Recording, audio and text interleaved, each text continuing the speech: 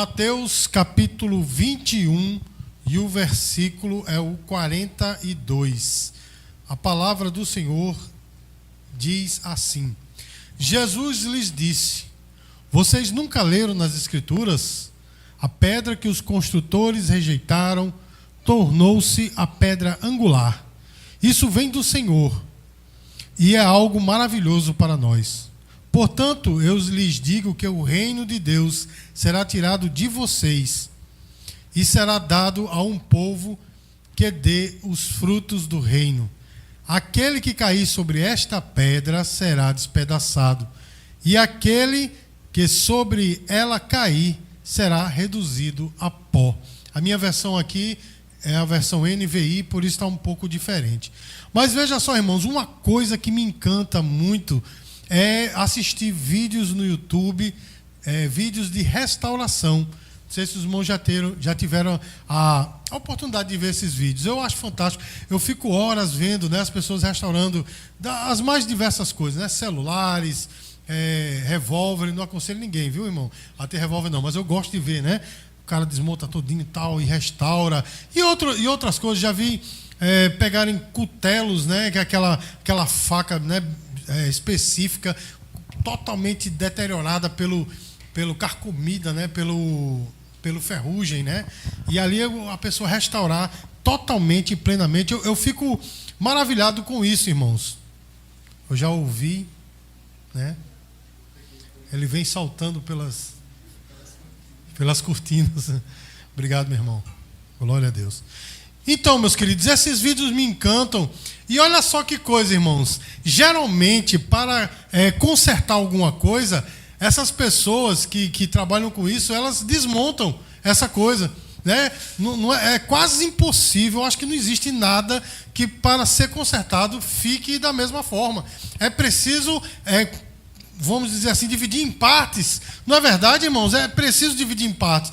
E olha só, irmãos, existem algumas coisas que são quebradas. É preciso quebrar para dar lugar a algo novo, para que aquela restauração esteja completa. Um dia, assistindo, irmãos, a respeito disso, eu vi que o camarada pegou um item e abriu todo, e uma partezinha não estava se encaixando, estava ali sem poder sair, ele quebrou. Quando ele quebrou, aí algo dentro de mim parece que fez um estalo assim, disse: Jesus faz isso. E eu disse: caramba, e não é que é verdade? Jesus faz isso conosco. Muitas vezes, irmãos, muitas vezes, não todas as vezes, para que nós possamos chegar aonde Ele quer, Ele nos divide em partes. Vocês vão estar entendendo? Estou falando aqui como metáfora, logicamente. Ele nos divide em partes, e às vezes é necessário quebrar alguma coisa para que nós possamos chegar aonde Jesus quer, na restauração e na condição que Jesus quer. Amém, queridos? E dito isso, irmãos, eu passei a meditar sobre isso. Eu digo: meu Deus, tu operas essas maravilhas. E o que é este quebrantamento, irmãos? Por que deste quebrantamento? Irmãos, o quebrantamento, ele acontece nas nossas vidas por uma coisa muito importante. Porque o quebrantamento, meus queridos, ele é, antes de mais nada, a quebra do nosso orgulho.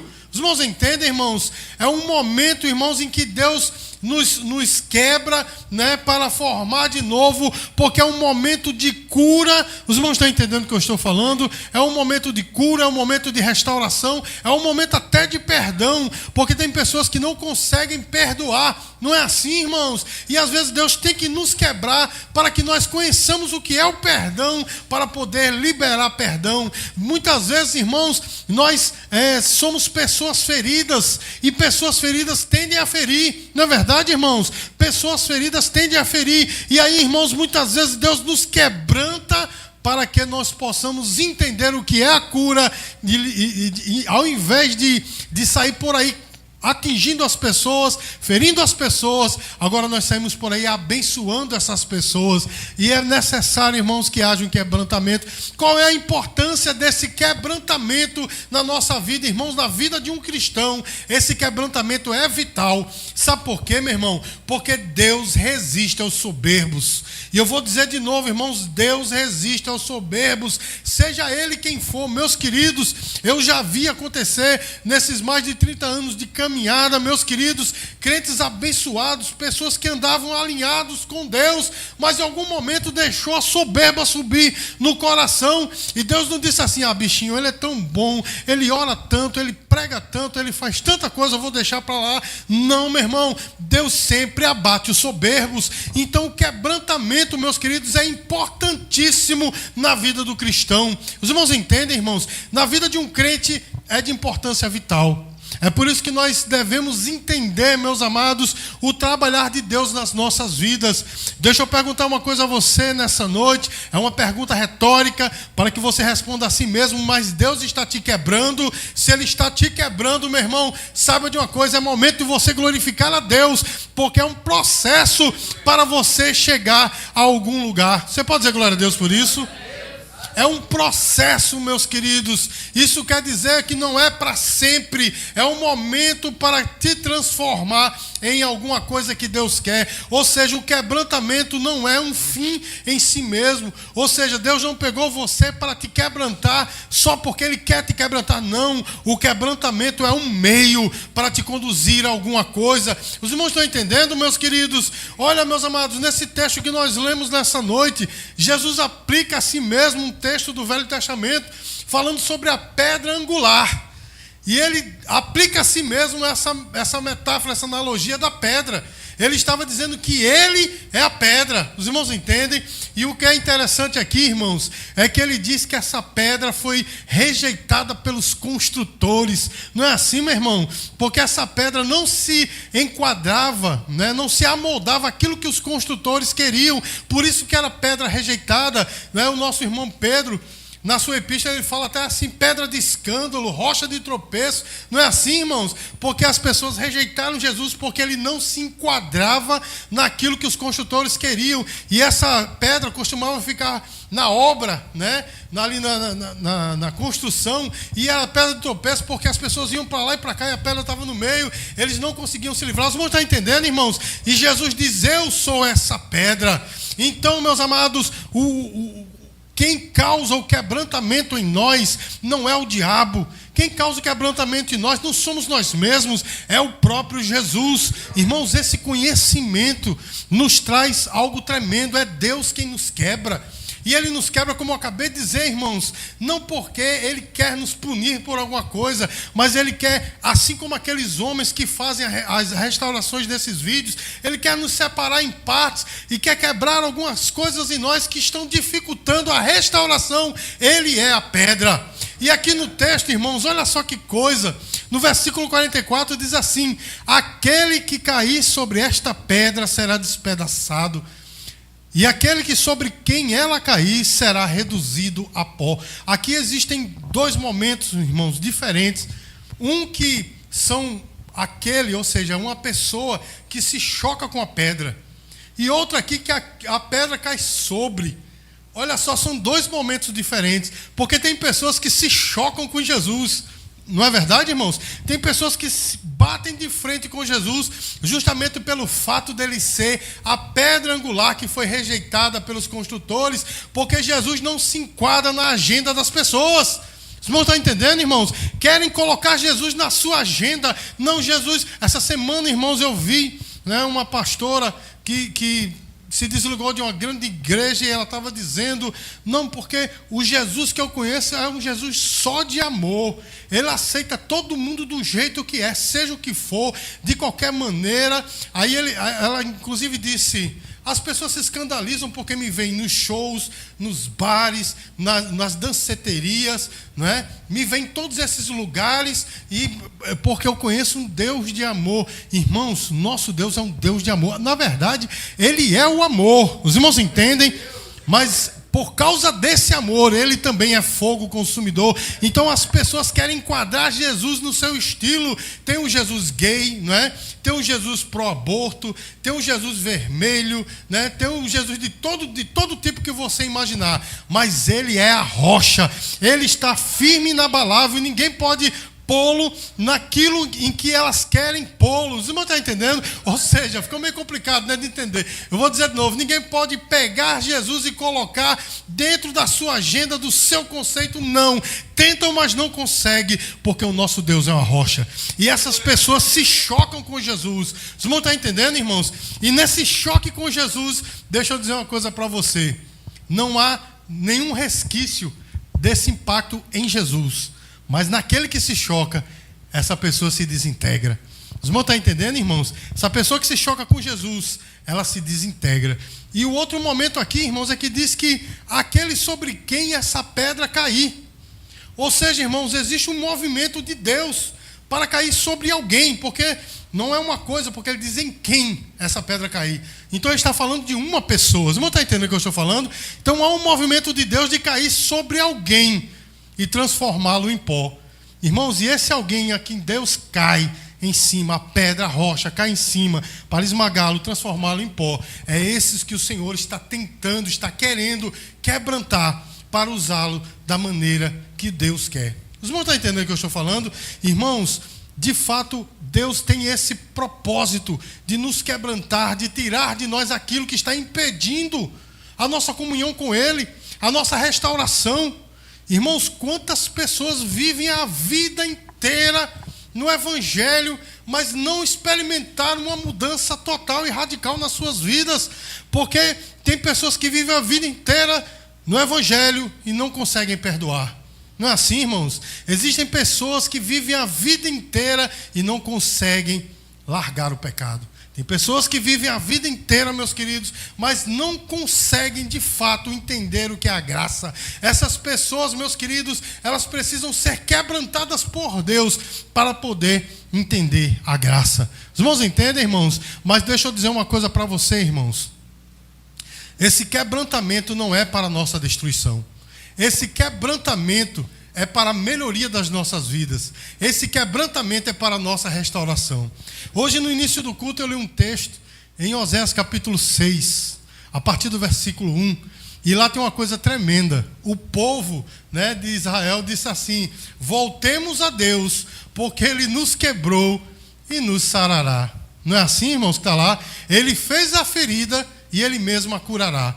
Irmãos, aquele povo entendeu, Deus nos quebrou, mas Ele tem um propósito de nos sarar. Olha que coisa, irmãos, Ele diz, Ele fez a ferida, mas é Ele mesmo que vai curar. Os irmãos estão entendendo o que eu estou falando, irmãos?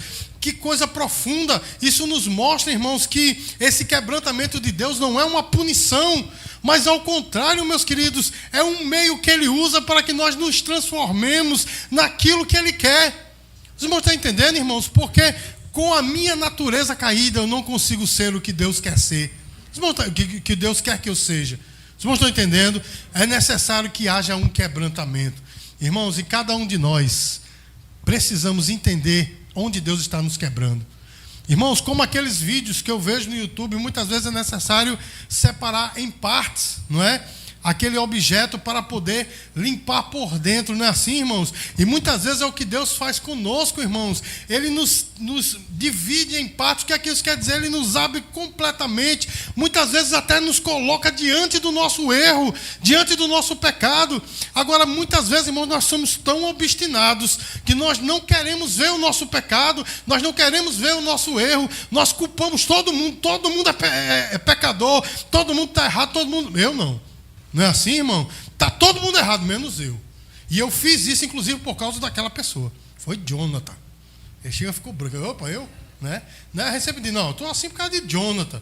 Não é assim, irmãos? Isso é natural do ser humano. Eu não estou dizendo que isso é aceitável ou seja algo normal. Mas é natural para o ser humano, porque foi isso que nossos pais fizeram lá no Jardim do Éden.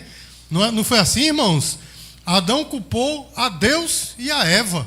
Não é? E Eva culpou a serpente. E a serpente olhou, opa, estou sozinho, pronto, só sou eu mesmo, né? Não tinha mais quem culpar. Mas, irmãos, todos nós temos essa mania de culpar os outros, não é assim, meu irmão? E muitas vezes Deus tem que separar em partes para que nós possamos ser confrontados com o nosso pecado. Eu quero lembrar você, meu irmão, minha irmã, o encontro de Jesus com a mulher samaritana. Eu acho que eu falei hoje pela manhã sobre isso, não foi? Não falei especificamente o que eu vou falar agora, mas toquei na escola bíblica dominical, toquei no assunto da mulher samaritana. Quando Jesus estava conversando com ela, não é que ela entrou no assunto de religião, mas nossos pais dizem que nós devemos adorar nesse monte, que é o Monte Gerizim, né? Mas vocês dizem que lá em Jerusalém já começou uma historinha ali de teologia. Vamos discutir aqui teologia. Aí Jesus diz, vai lá, chama tua esposa e vem cá. Não foi assim, irmãos? Depois ele dizer, né? A hora é, e agora é, né? A hora de adorar a Deus em espírito e verdade. Depois disse assim, venha, vai lá, chama tua esposa e vem cá. Irmãos, por que Jesus fez aquilo? Jesus queria humilhar aquela mulher? Jesus queria envergonhar aquela mulher? Não, meu irmão. Jesus queria tratá-la para que ela reconhecesse, estou errada. E ela reconheceu, não é, irmão? Ela reconheceu, porque ela não disse, você é um fofoqueiro, você está levantando falso contra mim, mas pelo contrário, ela disse, Senhor, vejo que tu és profeta. Não é assim que diz a palavra, irmãos? Então Jesus nos confronta com o nosso erro, nos confronta com a nossa falha, para que nós possamos, irmãos, entender o seu quebrantar nas nossas vidas. E saiba de uma coisa, meu irmão, se Deus tem algo na tua vida, Ele vai quebrantar você, porque Ele quer te usar, porque Ele quer ter intimidade contigo, Ele quer fazer de você um servo e uma serva totalmente plena da sua presença. Ele vai quebrantar-nos, irmãos. Nós temos que entender que esse quebrantamento, ele não é um quebrantamento para a punição, mas é um quebrantamento para que nós possamos entrar aonde Deus quer. E é importantíssimo, irmãos, que nós estejamos submissos a Deus nesse quebrantamento. Os irmãos entendem o que eu estou falando? É necessário, irmãos, submissão a Deus. Por isso que Ele está fazendo. Porque tem pessoas, irmãos, que querem lutar com Deus. E eu não estou falando aqui, irmãos, de pessoas ímpias. Estou falando de crente mesmo. Luta com Deus de todo jeito. Deus está quebrantando ali e ele fica. E quanto mais Deus quebra, mais, né, ele insiste. E Deus vai quebrando e ele insistindo. Não é? Pessoas obstinadas. Eu não estou falando isso, irmãos, dizendo que essas pessoas são do mal. Não, de jeito nenhum. Mas são pessoas que não entendem que Deus está nos quebrando. Que as coisas estão começando a ser diferente, a dar errado. Porque de fato, irmão, Deus está mostrando, não é por aí. Eu quero te quebrar. Não é isso que eu quero na tua vida. E nesse quebrar, irmãos, muitas vezes Ele tira coisas da nossa vida, coisas que nós amamos, não é? Mas não quer dizer que por nós amarmos esteja dentro da vontade de Deus, e Deus tira essas coisas, e dói, né, irmão? Dói ou não dói quando Deus tira, não é? É como nós tirarmos um cabelo do braço. Às vezes o cabelo, eu espero que ninguém tenha passado por isso, mas aqueles cabelos encravados, ou um negócio ruim, né? Aí você puxa assim, toim, meu irmão, que negócio para doer. E é um negocinho pequenininho, fica doendo meses, né, meu irmão? Mas foi necessário ou não foi? Eu acho que ninguém aqui teve uma enfermidade, não, furúnculo não, chamado cabeça de prego. Não sei se vocês tiveram. Eu tive aqui no meu calcanhar, aqui pertinho do calcanhar, na verdade. Meu irmão não conseguia colocar o pé no chão. E eu vou falar aqui, depois você janta. É a secreção assim, fica uma cabecinha preta ali. E aquela cabecinha preta, o bichinho para doer. Aí você tem que apertar assim, a cabecinha preta, tuim, sai assim, tchá. Parece um pequeno furúnculo, mas, meu irmão, fica um buracão assim, ó, pá. E aquilo dói, não é? Mas foi necessário tirar. Os irmãos estão entendendo, irmão? Furúnculo da mesma forma. A pregação está indo para o meio, né? Uma conversa. Depois o irmão janta, não tem problema não. E o furúnculo também é preciso arrancar. Mas não é preciso arrancar, irmãos? Para que a gente tenha cura, do mesmo jeito em algumas coisas da nossa vida, Deus tem que arrancar, meu irmão. Vai doer, vai, mas é para o teu bem. Os irmãos estão entendendo, irmãos? E tem coisas, meus queridos, que Deus traz na nossa vida que a gente diz, ai, Senhor, que coisa pesada, incômoda. Meu irmão, mas se Deus trouxe para a nossa vida, é porque de fato Ele quer nos abençoar. Amém, irmãos? Ninguém, meus queridos, pode dizer que o fardo do Senhor é pesado, porque Ele diz, o meu fardo é leve, ou seja, o fardo da obediência que Ele traz para nós é um fardo leve. Então é importante, meus queridos, que nós entendamos nesse processo que a submissão é de fato vital para o crente. Está submisso a Deus. Se Deus quebrantou, meu irmão, se Deus fez, se Deus quis algo para nós, né, incomodou, doeu, mas é o melhor para nós. É porque Deus está no comando. E Deus vai nos quebrando, irmãos, dessa forma, justamente porque Ele não gosta, Ele não usa pessoas soberbas. Eu poderia aqui falar milhões, né? Milhões é exagero, mas eu poderia falar diversos personagens bíblicos que passaram por essa experiência. Mas eu vou falar do mais conhecido, que é Paulo. Irmãos, se nós fôssemos, né, aquela teoria dos 4 temperamentos que os psicólogos ali conhecem muito mais do que eu, Paulo seria um colérico. O homem tinha sangue no olho, não é? Um dos maiores intelectuais da antiguidade. Fizeram uma varredura, ele foi considerado o 7º homem mais sábio do mundo. Não é? A sabedoria dele era tremenda. E quanto ao evangelho, irmãos, não tinha ninguém igual a Paulo, não. Eu não estou divinizando Paulo, nem estou me rendendo a ele, não, que eu só me rendo ao Senhor. Mas eu estou falando, dando honra a quem tem honra, não é? O camarada era peso mesmo, como a gente diz aqui no Nordeste, né? Irmãos, a pé, de navio e de cavalo, ele evangelizou a Ásia toda. É fraco isso, irmãos. A gente hoje em dia tem WhatsApp, né? Instagram, tem N redes sociais, N maneiras de entrar em contato com o povo. Tem pessoas que morrem e nunca falaram do evangelho. Não é assim, irmãos? Mas olha só, meus queridos, o apóstolo Paulo, ele foi um homem desses. E para completar, não é? Ele foi elevado ao 3º céu. Eu já falei isso aqui diversas vezes. O 3º céu é o céu espiritual, onde Deus está. Ele foi lá. Não é? Olha só, irmãos, não vou dizer que essa experiência possa se repetir como as pessoas fazem aí, né? A pessoa jejua 2 dias, pronto, vai lá para o céu e vê um bocado de coisa. Vê, inclusive, quem está lá, olha só, não é? Não estou dizendo, irmãos, que essa experiência se repita, mas aconteceu com Paulo. Né? E foi uma experiência tão grande, irmãos, tão grande, que ele diz: eu lá ouvi palavras inefáveis que ao homem não é lícito referir. Ou seja, ele viu e ouviu coisas lá que não podia nem contar, talvez nem porque ele soubesse, né? Porque como é uma coisa espiritual, irmãos, ele nem saberia como falar, explicar aquilo, irmãos. Mas aí, 2 Coríntios capítulo 12, ele fala uma coisa primorosa. Ele diz: para que eu não me soberbecesse com as grandezas das revelações, foi-me posto um espinho na carne. Olha só, meu irmão, aquele espinho na carne incomodava. O apóstolo Paulo chega a chamá-lo de mensageiro do diabo, que esbofeteava ele todo dia. Era algo que incomodava. E ele orou uma vez, orou 2, orou 3, e na 3ª vez, Deus disse para ele: Paulo, a minha graça te basta, porque o meu poder se aperfeiçoa na tua fraqueza. Deus estava dizendo para Paulo: Paulo, isso que está te incomodando está no meu comando, sou eu que quero e não vou tirar. Sabe por quê, irmãos? Porque aquele espinho na carne lembrava a Paulo que Paulo era humano e dependia do Senhor. Ou seja, meus queridos, estava tirando o ego de Paulo. E quando ele entendeu isso, ele diz: agora eu me gloriarei nas tribulações, nas fraquezas, nas dificuldades, nas perseguições, porque eu sei, agora eu sei, que quando eu sou fraco, aí eu sou forte. Ou seja, meus queridos, Deus quebrantou Paulo. E Paulo, meus amados, ele chegou aonde Deus queria. Você está entendendo o que é que Deus está falando para você nessa noite? Ele está nos quebrantando, meu irmão. Talvez o espinho na carne está te incomodando, porque cada um de nós, irmãos, temos um espinho na carne. Pode ter certeza. Todos nós temos um espinho na carne.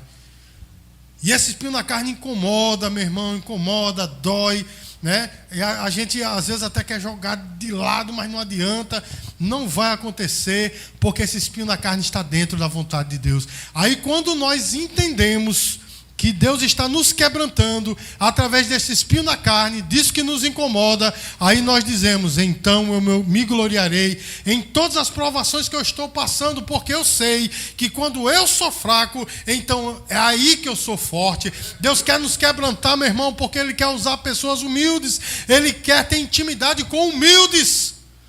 Existe um texto no livro do profeta Isaías que eu amo de paixão, que o Senhor diz assim: eu sou alto e sublime e habito num sublime lugar, mas eu habito também no coração contrito e abatido. Deus é soberano, meu irmão. A soberania dele, a majestade dele é inefável, a gente não tem o que falar, é indizível. Mas ele diz: eu habito no coração do humilde. Olha só, meu irmão, eu habito no coração do humilde. Então, meus queridos, que nós possamos receber de Deus esse quebrantamento, entender que esse quebrantamento é dele, Ele é que está operando em nós, é um processo, não é para sempre, é só um processo, e você vai passar.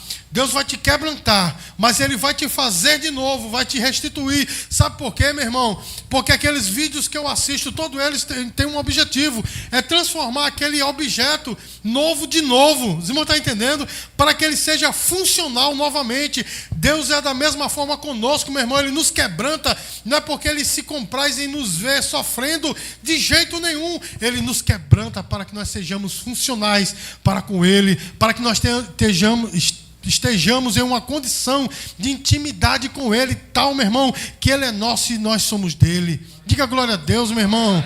Então que nós recebamos isso, entendamos, meus queridos, que Deus, Ele trabalha na nossa vida dessa forma, que sejamos submissos, deixamos de tentar lutar com Deus.